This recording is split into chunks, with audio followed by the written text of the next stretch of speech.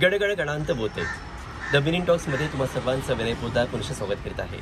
आज शेगावच्या गजानन महाराजांचा प्रगट दिन।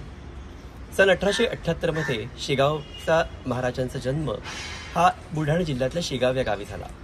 त्यांचं नाव गजानन महाराज, त्यांच्या गुरूंचं नाव गणेशपुरी महाराज।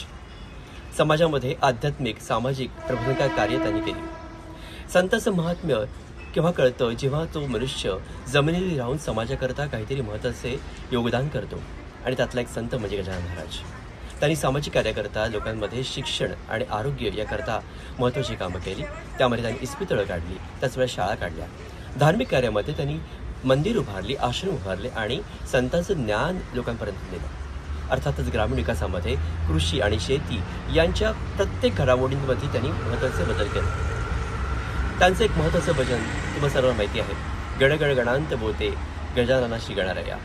या भजनाचं पठण करून लोकांनी एक समाजामध्ये चैतन्य आणलं।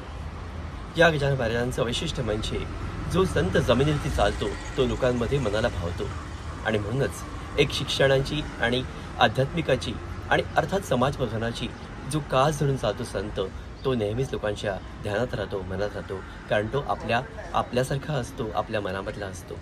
आणि म्हणूनच या गजानन महाराजांना शतशः धन्यवाद आणि अभिवादन। गडगड गणांत बोते विनय पोद्दार।